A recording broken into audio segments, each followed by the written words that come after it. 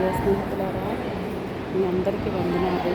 మీ అందరికీ చెప్పబోయేది ఏంటంటే, రాత్రి నాకు 7:30 నుంచి 10:30 వరకు విపరీతమైన బ్లీడింగ్ అయింది.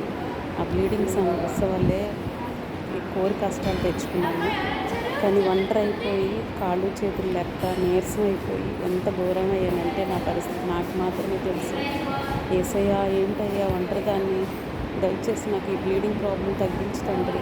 ఇప్పుడు హాస్పిటల్కి కూడా వెళ్ళలేను, నేను మందులు తెచ్చుకోలేను, ఎవరు లేరు నాకు దగ్గర అని నేను ప్రార్థన చేసుకున్నప్పుడు యేసయ్య నా హృదయంలో ఉండి ప్రేయర్ ఆయిల్ ఏసు రక్తం వేసుకుని వాటర్లో తాగుబిడ్డ అని చెప్తా ఉన్నాడు. కొత్త రూమ్లోకి ఏసు రక్తం తీసుకెళ్ళలేదండి. ఎట్లా ప్రభు అంటే, గ్లాస్ వాటర్ తీసుకొని ప్రేయర్ తన మీద చేతులు ఉంచి ఏసు రక్తం చేయి, సిలువ రక్తం చేయి అని చెప్పి నా రక్తం దాంట్లో కలుపునని చెప్పి ఆజ్ఞాపించి ప్రార్థన చేయబడ్డ అంటే, అట్లనే ఏసు రక్తం చేయి, సిలువ రక్తం చేయి అని చెప్పి ఆ గ్లాస్ వాటర్ మీద యేసయ్యా మీ రక్తాన్ని దీంట్లో కలిపి ఔషధంగా మార్చి నాకు ఈ బ్లీడింగ్ ప్రాబ్లం తగ్గించండి అని ప్రేయర్ చేసుకుని తాగానండి.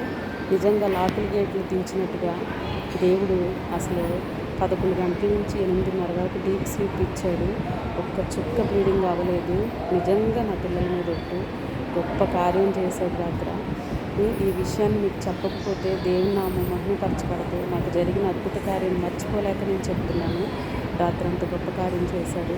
యేసు దేవుడు ఒక్కడేనండి నిజమైన దేవుడు. ఆయన ద్వారానే మనం పరలోక రాజ్యం వెళ్తాము. మనం చనిపోయాక ఖచ్చితంగా మనం పరలోక రాజ్యం వెళ్ళాలంటే యేసయ్య ద్వారానే. ఈ లోకంలో నీతిగా బ్రతకగలుగుతాం, పరలోక రాజ్యంలో కూడా మనకు స్థానం ఉంటుంది ఆయన నమ్ముకుంటే. ఆయన నమ్ముకుంటే మనం వెన్నంటే ఉండి మన ప్రతి సమస్యని ఆయన తీర్చే జ్ఞానాన్ని, ఆయన తీర్చే మార్గాన్ని చూపిస్తాడు. యేసే నిజదేవుడు, యేసే మార్గము, సత్యము, జీవమునై ఉన్నాడు.